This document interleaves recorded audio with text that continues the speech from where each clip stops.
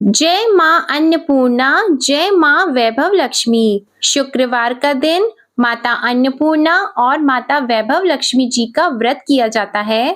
तो आइए आज की वीडियो में आपको सुनाते हैं माता अन्नपूर्णा और माता वैभव लक्ष्मी की व्रत कथा। आइए अब आप सुनिए अन्नपूर्णा माता की कथा। एक समय की बात है, काशी निवासी धनंजय की पत्नी का नाम सुलक्षणा था। उसे अन्य सब सुख प्राप्त थे, केवल निर्धनता ही उसके दुख का कारण था। ये दुख उसे हर समय सताता रहता था। एक दिन सुलक्षणा अपने पति से बोली, स्वामी आप कुछ उद्यम करो तो काम चले। इस प्रकार कब तक काम चलेगा? सुलक्षणा की बात धनंजय के मन में बैठ गई और वह उसी दिन विश्वनाथ शंकर जी को प्रसन्न करने के लिए बैठ गया और कहने लगा, हे देवाधिदेव विश्वेश्वर, मुझे पूजा पाठ कुछ नहीं आता, केवल तुम्हारे भरोसे बैठा हूँ। इतनी विनती करके वह 2-3 दिन तक भूखा प्यासा ही बैठा रहा। यह देखकर भगवान शंकर ने उसके कान में अन्नपूर्णा 3 बार कहा। यह कौन क्या कह गया? इसी सोच में धनंजय रह गया कि मंदिर में आते ब्राह्मणों को देखकर वो पूछने लगा, पंडित जी अन्नपूर्णा कौन है? तब ब्राह्मणों ने उसे कहा कि तूने अन्न छोड़ दिया है, सो तू अन्न की ही बात करता है। जा घर जाकर अन्न ग्रहण कर। धनंजय घर गया और अपनी पत्नी से सारी बात कही तो वो बोली, आप चिंता मत करो, स्वयं शंकर जी ने इस मंत्र को दिया है, वे स्वयं ही इस मंत्र का खुलासा करेंगे। आप फिर जाकर उनकी आराधना करो। धनंजय फिर से जैसा का तैसा पूजा में बैठ गया। रात्रि में शंकर जी ने उसे आज्ञा दी और कहा कि तू पूर्व दिशा में चला जा। वह अन्नपूर्णा का नाम जपते हुए और रास्ते में फल खाते हुए झरनों का पानी पीता जाता और इस प्रकार कितने ही दिनों तक धनंजय चलता गया। वहां उसे चांदी सी चमकती वन की शोभा देखने में आई और उसे सुंदर सरोवर भी दिखा। उसके किनारे कितनी ही अप्सराएं आई झुंड बनाए बैठी थी। एक कथा कहती थी और सब माँ अन्नपूर्णा इस प्रकार बार बार नाम जपती थी। यह अगहन मास की उजाली रात्रि थी और आज से ही व्रत का आरंभ था। जिस शब्द की खोज में धनंजय निकला था वह उसे वहां सुनने को मिला। धनंजय ने उन देवियों के पास जाकर पूछा कि हे देवियों, आप यह क्या करती हो? तब उन सब ने कहा कि हम सब माँ अन्नपूर्णा का व्रत करती हैं। पूजा क्या होता है? ये किसी ने किया है? इसे कब किया जाता है? कैसे किया जाता है और इसकी विधि क्या है? मुझसे भी कहो। वे कहने लगी, इस व्रत को हर कोई कर सकता है। 21 दिन के लिए 21 गांठ का सूत लेना चाहिए। 21 दिन अगर न बने तो एक दिन उपवास करें। ये भी न बने तो केवल कथा सुनकर प्रसाद लें।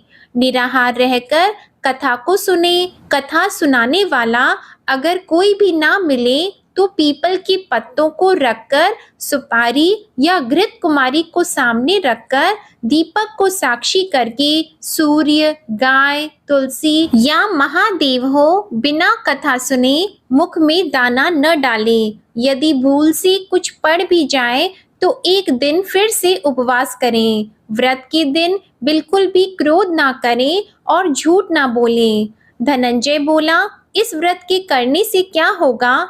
वे कहने लगी, इसके करने से अंधों को नेत्र मिले, लूलों को हाथ मिले, निर्धन के घर धन आए, बांझन को संतान मिले, मूर्ख को वित्तीय आय मिले। जो जिस कामना से व्रत करे माँ उसकी इच्छा पूरी करती है। वह कहने लगा, बहनों मेरे भी धन नहीं है, विद्या नहीं है, कुछ भी तो नहीं है, मैं तो दुखिया ब्राह्मण हूँ, मुझे इस व्रत का सूत दोगी? तब उन्होंने कहा, हाँ भाई, तेरा कल्याण हो, मैं तुझे सूत देती हूँ, इस व्रत का मंगल सूत्र लो। धनंजय ने व्रत किया, व्रत पूरा हुआ तभी सरोवर में से 21 खंड की स्वर्ण सीढ़ी हीरा मोती जड़ी हुई प्रकट हुई। धनंजय जय अन्नपूर्णा माँ कहता जाता इस प्रकार वह कितनी ही सीढ़ियां उतर गया तो देखा कि करोड़ों सूर्य से प्रकाश माँ अन्नपूर्णा का मंदिर है। उसके सामने स्वर्ण सिंहासन पर माता अन्नपूर्णा विराजमान है और उनके सामने भिक्षा हेतु भगवान शंकर खड़े हैं। देवांगनाएं चवर डुला रही हैं, कितनी ही हथियार बांधे पहरा दे रही हैं। धनंजय दौड़कर जगदम्बा माँ के चरणों में गिर गया। देवी उसके मन का क्लेश जान गई और धनंजय कहने लगा, माता आप तो अंतर्यामी हो, आपको अपनी दशा मैं क्या बताऊं। माता बोली, मेरा व्रत किया है, जा संसार तेरा सत्कार करेगा। माता ने धनंजय की जिह्वा पर बीज मंत्र लिख दिया। अब उसके रोम रोम में विद्या प्रकट हो गई। माँ का वरदान लेकर धनंजय घर आया। सुलक्षणा से सभी बातें कही। माताजी की कृपा से उसके घर में संपत्ति आने लगी।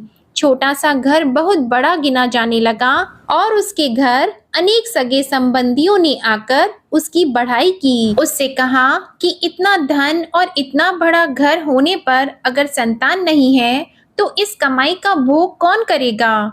सुलक्षणा से संतान नहीं है, इसलिए तुम दूसरा विवाह कर लो। अनिच्छा होते हुए भी धनंजय को दूसरा विवाह करना पड़ा और सती सुलक्षणा को सौत का दुख उठाना पड़ा। इस प्रकार दिन बीतते गए। फिर नए बंधन से बंधे पति से सुलक्षणा ने कहलाया कि हम व्रत के प्रभाव से सुखी हुए हैं, इस कारण यह व्रत छोड़ना नहीं चाहिए। यह माता जी का प्रताप है जो हम इतने संपन्न और सुखी हुए हैं। सुलक्षणा की बात को सुनकर धनंजय उसके यहाँ आया और वह व्रत में बैठ गया। नई बहू को इस व्रत की खबर नहीं थी। वह धनंजय के आने की राह देख रही थी। जब नई बहू को इस बात की खबर पड़ी तो उसके मन में ईर्ष्या की ज्वाला दहक पड़ी और वह सुलोचना के घर आ पहुंची। उसने वहां भगदड़ मचा दी और धनंजय को अपने साथ ले गई। नए घर में धनंजय को थोड़ी देर के लिए जब निद्रा आ गई तो नई बहू ने उसके व्रत का सूत तोड़कर आग में फेंक दिया। अब तो माताजी का कोप जाग गया और घर में अकस्मात ही आग लग गई। सब कुछ जलकर खाक हो गया। सुलक्षणा जान गई और पति को फिर अपने घर ले आई। इस बात पर नई बहू रूठकर अपने पिता के घर चली गई। पति को परमेश्वर मानने वाली सुलक्षणा बोली कि नाथ आप घबराओ नहीं, माताजी की कृपा अलौकिक है। पुत्र कुपुत्र हो सकता है पर माता कभी भी कुमाता नहीं होती। अब आप श्रद्धा और भक्ति से आराधना शुरू करो, वे हमारा कल्याण करेंगी। धनंजय फिर माता के पीछे पड़ गया और वह सरोवर सीढ़ी प्रकट हुई। उसमें वह माँ अन्नपूर्णा कहकर उतर गया। वहां जाकर वह माता जी के चरणों में वंदन और रुदन करने लगा। माता प्रसन्न हुई और बोली कि ये मेरी स्वर्ण की मूर्ति ले, उसकी पूजा करना, तुम फिर से सुखी हो जाओगे। जाओ मैं तुम्हें आशीर्वाद देती हूँ। तेरी स्त्री सुलक्षणा ने श्रद्धा से मेरा व्रत किया है, उसे मैंने पुत्र दिया है। धनंजय ने जब आंखें खोली तो खुद को काशी विश्वनाथ के मंदिर में खड़ा हुआ पाया। वहां से वह उसी प्रकार अपने घर को चला गया। इधर सुलक्षणा गर्भवती हुई और उसे एक पुत्र की प्राप्ति हुई। गांव में आश्चर्य की लहर दौड़ गई। मान्यता आने लगी कि इस प्रकार उसी गांव के निसंतान सेठ के पुत्र होने पर उसने माता अन्नपूर्णा का मंदिर बनवा दिया। उसमें माताजी धूमधाम से पधारी और धनंजय को मंदिर के आचार्य का पद दे दिया। जीविका के लिए मंदिर की दक्षिणा और रहने के लिए बड़ा ही सुंदर सा भवन दे दिया। धनंजय अपनी स्त्री और पुत्र के सहित वहां रहने लगा। माताजी के चढ़ावे में उसकी भरपूर आमदनी होने लगी। उधर नई बहू के पिता के घर डाका पड़ गया और उनका सब कुछ लुट गया। वे भीख मांगकर पेट भरने लगे। जब सुलक्षणा को इस बात का पता लगा तो उसने उन्हें बुलावा भेजा। फिर सुलक्षणा ने उनको एक अलग घर में रख लिया और उनके अन्न और वस्त्र का प्रबंध भी कर दिया। धनंजय, सुलक्षणा और उसका पुत्र माता जी की कृपा से आनंद से रहने लगे। माता जी ने जैसे उनके भंडार भरे वैसे ही सबके भंडार भरे। प्रेम से बोलिए माँ अन्नपूर्णा की जय। अब आप सुनेंगे शुक्रवार के दिन सुनी जाने वाली वैभव लक्ष्मी माता की कहानी। धन के लिए माँ लक्ष्मी की पूजा करने का विधान होता है, लेकिन माता लक्ष्मी के वैभव लक्ष्मी स्वरूप की पूजा का विशेष महत्व माना गया है। ये व्रत शुक्रवार के दिन रखा जाता है। ये व्रत स्त्री ही नहीं बल्कि पुरुष भी इस व्रत को रख सकते हैं। इस व्रत को करने से व्यक्ति की सभी मनोकामनाएं पूर्ण होती है और माता लक्ष्मी की कृपा से सुख, समृद्धि और सौभाग्य में वृद्धि होती है। तो आइए अब आप सुनिए माता महालक्ष्मी की ये पौराणिक व्रत कथा। एक शहर में लाखों लोग रहा करते थे। सभी अपने अपने कामों में व्यस्त रहते थे। किसी को किसी की भी परवाह नहीं थी। भजन, कीर्तन, भक्ति भाव, दया, माया, परोपकार जैसे संस्कार वहाँ कम हो गए थे। शहर में बुराइयां बढ़ गई थी। शराब, चोरी, डकैती जैसे बहुत से गुनाह शहर में होते थे। इनके बावजूद उस शहर में कुछ अच्छे लोग भी रहते थे। ऐसे ही लोगों में शीला और उनके पति की गृहस्थी मानी जाती थी। शीला बहुत ही धार्मिक प्रवृत्ति की थी और संतोषी स्वभाव वाली थी। उनका पति भी विवेकी और सुशील था। शीला और उसका पति कभी किसी की बुराई नहीं करते थे और प्रभु भजन में अच्छी तरह अपना समय व्यतीत करते थे। शहर के लोग उनकी गृहस्थी की सराहना करते थे। देखते ही देखते जब समय बदल गया तो शीला का पति बुरी लोगों की दोस्ती कर बैठा। अब वह जल्द ही करोड़पति बनने का ख्वाब देखने लगा, इसलिए वह गलत रास्ते पर चला गया। उसकी हालत रास्ते पर भटकते भिखारी जैसी हो गई थी, क्योंकि वह बुरी आदतों की लत में फंस गया था। दोस्तों के साथ उसे भी शराब की आदत हो गई थी। इस प्रकार उसने अपना सब कुछ जुए में गंवा दिया। शीला को पति के बर्ताव से बहुत दुख होता था, किंतु अब भगवान पर भरोसा करके वह सब कुछ सहन करने लगी। वह अपना अधिकांश समय प्रभु भक्ति में बिताने लगी। अचानक एक दिन दोपहर को उनके द्वार पर किसी ने दस्तक दी। शीला ने जब द्वार खोला तो देखा कि एक माजी खड़ी थी। उनके चेहरे पर अलौकिक तेज निखर रहा था। उनकी आंखों में से मानो अमृत बह रहा हो। उनका भव्य चेहरा करुणा और प्यार से छलक रहा था। उनको देखते ही शीला के मन में अपार शांति छा गई और शीला के रोम रोम में आनंद छा गया। शीला उन माजी को आदर के साथ घर में ले गई और घर में बिठाने के लिए कुछ भी नहीं था तो एक फटी हुई चादर पर उनको बिठाया। उन माजी ने शीला से कहा कि तुमने मुझे पहचाना नहीं। हर शुक्रवार को लक्ष्मी जी के मंदिर में भजन कीर्तन के समय मैं भी वहां आती हूँ।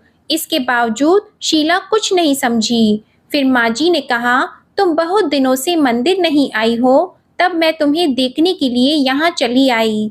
माजी के प्रति प्रेम भरे शब्दों से शीला का हृदय पिघल गया। उसकी आंखों में आंसू आ गए और वह बिलख बिलख कर रोने लगी। माजी ने कहा, बेटी, सुख और दुख धूप और छांव जैसे होते हैं। धैर्य रखो बेटी, मुझे तेरी सारी परेशानियां पता है। माजी के व्यवहार से शीला को काफी सब्र मिला और सुख की आस से उसने माजी को अपनी सारी कहानी कह सुनाई। माजी ने कहा, कर्म की गति न्यारी होती है। हर इंसान को अपने बुरे कर्म भुगतने ही पड़ते हैं, इसलिए तू चिंता मत कर। अब तू कर्म भुगत चुकी है, अब तुम्हारे सुख के दिन अवश्य आएंगे। बेटी, तू माँ लक्ष्मी जी की भक्त है। माँ लक्ष्मी जी तो प्रेम और करुणा की अवतार है। वे अपने भक्तों पर हमेशा ममता रखती है, इसलिए तुम धैर्य रखकर माँ लक्ष्मी जी का व्रत करो। इससे यह सब ठीक हो जाएगा। शीला के पूछने पर माजी ने उसे व्रत की सारी विधि बताई। माजी ने कहा, बेटी, माँ लक्ष्मी जी का व्रत बहुत सरल होता है। इसे वरद लक्ष्मी या वैभव लक्ष्मी व्रत भी कहा जाता है। यह व्रत करने वाले की सभी मनोकामनाएं पूर्ण होती हैं और उसे सुख, संपत्ति और दया की प्राप्ति होती है। शीला ये सुनकर आनंदित हो गई। शीला ने संकल्प करके अपनी आंखें खोली तो सामने कोई नहीं था। वह विस्मित हो गई कि माँ जी कहाँ चली गईं। शीला को तत्काल ये समझते देर नहीं लगी कि माँ जी और कोई नहीं, साक्षात माता लक्ष्मी जी ही थी। दूसरे दिन शुक्रवार का दिन था। सवेरे स्नान करके स्वच्छ वस्त्र पहनकर शीला ने माँ जी के द्वारा बताई गई विधि से पूरी श्रद्धा से इस व्रत को किया और आखिर में प्रसाद का वितरण किया। जब उस प्रसाद को उसने अपने पति को खिलाया तो उसके पति के स्वभाव में फर्क पड़ गया। उस दिन उसने शीला को ना मारा और ना ही उसे सताया। शीला को बहुत आनंद हुआ और उसके मन में वैभव लक्ष्मी व्रत के लिए श्रद्धा और भी बढ़ गई। शीला ने पूरी श्रद्धा और भक्ति से 21 शुक्रवार तक वैभव लक्ष्मी का व्रत किया। 21वें शुक्रवार को माँ जी के कहे मुताबिक उद्यापन विधि करके 7 स्त्रियों को वैभव लक्ष्मी व्रत की 7 पुस्तकें उपहार में दी। फिर माता जी के धन लक्ष्मी स्वरूप की छवि को वंदन करके भाव से मन ही मन प्रार्थना करने लगी। हे माँ धन लक्ष्मी, मैंने आपका वैभव लक्ष्मी व्रत करने की मन्नत मांगी थी। मैंने इस व्रत को पूर्ण किया है। हे माँ, मेरी हर विपत्ति दूर करो, हमारा सबका कल्याण करो। जिसे संतान न हो उसे संतान देना, सौभाग्यवती स्त्री का सौभाग्य अखंड रखना, कुंवारी कन्या को मन भावन पति देना। जो आपका ये चमत्कारी वैभव लक्ष्मी व्रत करे उनकी सब विपत्ति दूर करना, सभी को सुखी करना। हे माँ, आपकी महिमा अपार है। ऐसा बोलकर लक्ष्मी जी के धन लक्ष्मी स्वरूप की छवि को उसने प्रणाम किया। व्रत के प्रभाव से शीला का पति एक अच्छा आदमी बन गया और कड़ी मेहनत करके व्यवसाय करने लगा। उसने तुरंत शीला के गिरवी रखे हुए गहने भी छुड़वा लिए और घर में धन की वर्षा होने लगी। घर में पहले की तरह सुख शांति छा गई। वैभव लक्ष्मी व्रत के प्रभाव को देखकर उनके क्षेत्र की दूसरी स्त्रियां भी विधि पूर्वक वैभव लक्ष्मी व्रत करने लगीं। वैभव लक्ष्मी व्रत 7, 11 या 21 जितने भी शुक्रवारों की मन्नत मांगी हो उतने शुक्रवार तक यह व्रत पूरी श्रद्धा तथा भावना के साथ करना चाहिए। आखिरी शुक्रवार को इसका शास्त्र विधि के अनुसार उद्यापन भी करना चाहिए और आखिरी शुक्रवार को प्रसाद में खीर बनानी चाहिए। जिस प्रकार हर शुक्रवार को हम पूजन करते हैं वैसे ही पूजन भी करना चाहिए। पूजन के बाद माँ के सामने एक श्रीफल को फोड़ें, फिर कम से कम 7 कुंवारी कन्याओं को या सौभाग्यशाली स्त्रियों को कुमकुम का तिलक लगाकर माँ वैभव लक्ष्मी व्रत कथा की पुस्तक को एक एक प्रति उपहार में देना चाहिए और सबको खीर का प्रसाद भी देना चाहिए। इसके बाद माँ वैभव लक्ष्मी को श्रद्धा के साथ प्रणाम करें। फिर माता जी के धन लक्ष्मी स्वरूप की छवि को वंदन करके भाव से मन ही मन प्रार्थना करें कि हे माँ धन लक्ष्मी, मैंने आपका वैभव लक्ष्मी व्रत करने की मन्नत मांगी थी, ये व्रत आज पूर्ण किया है। हे माँ, हमारी जो मनोकामना हो उसे अपने मन में बोलें, हमारी उस मनोकामना को पूर्ण करो, हमारी हर विपत्ति दूर करो, हम सबका कल्याण करो। जिसे संतान न हो उसे संतान देना, सौभाग्यवती स्त्री का सौभाग्य अखंड रखना, कुंवारी लड़की को मन भावन पति देना और जो आपका ये चमत्कारी वैभव लक्ष्मी व्रत करता है उसकी सब विपत्ति को दूर करना, सभी को सुखी करना।